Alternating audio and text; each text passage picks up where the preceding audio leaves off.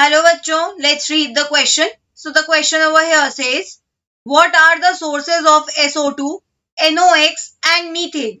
तो क्वेश्चन में बोल रहे हैं कि यहाँ पे हमें तीन गैसेस दे रखी है SO2, NOx और मीथेन. हमें इन तीनों के सोर्सेज बताने हैं. तो यहाँ पे की कंसेप्ट क्या हो जाएगा? यहाँ पे की concept would be air pollutants, क्योंकि हमें यहाँ क्वेश्चन में जो तीनों गैसेस गिवन है they are air pollutants. They are air pollutants.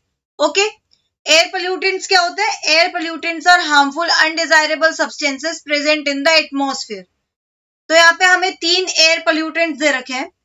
सबसे पहला क्या है? Oxide of sulphur. Oxide of sulphur.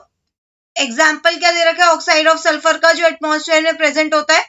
SO2.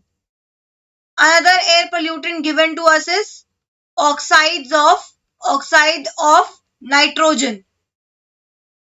Oxide of nitrogen, NOx. And third air pollutant क्या given है हमें? Methane. Methane gas, that is CH4. इसे हम also क्या कहते हैं? Marsh gas. ओके, तो यहाँ पर हमें इनके सोर्सेज बताने हैं. क्या बताने हैं हमें? इन तीनों गैसेस के सोर्सेज बताने हैं. तो अगर हम ऑक्साइड्स ऑफ सल्फर की बात करें तो oxides of sulphur are release from volcanic eruptions. Volcanic eruptions, यहाँ पे क्या होता है कि जितने भी एयर पोल्यूटेंट्स हैं इनके नेचुरल कॉजेज भी होते हैं या नेचुरल सोर्सेज भी होते हैं और मैन मेड सोर्सेज भी होते हैं. ठीक है, वोल्केनिक इरप्शन हो गया. कंबशन ऑफ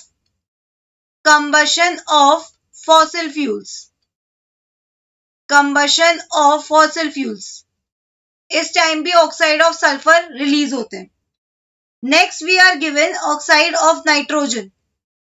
तो ये जो ऑक्साइड ऑफ नाइट्रोजन है ये कब रिलीज होता है? ये भी वोल्केनिक इरप्शन के टाइम पे रिलीज होता है. Volcanic eruption also it is released by from combustion of fossil fuels. Combustion of fossil fuels, also it is released by nitrogen fixing bacteria. ठीक है, नाइट्रोजन फिक्सेशन के टाइम पे भी nitrogen के ऑक्साइड्स बनते हैं. So we can write over here by nitrogen fixing bacteria.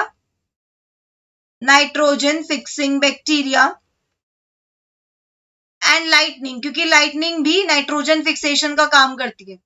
So we can write over here lightning. Okay. अगर हम बात करें मीथेन की, तो मीथेन कब बनता है? By decomposition of vegetation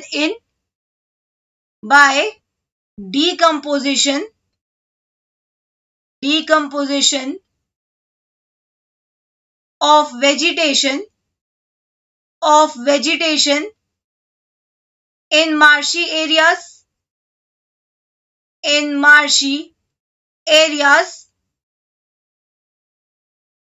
and it is also released by cattle. ठीक है, तो यहाँ पे हमने देखे sources of sulphur dioxide, oxide of nitrogen and methane. So that's it for the question. I hope you understood it well. Best of luck.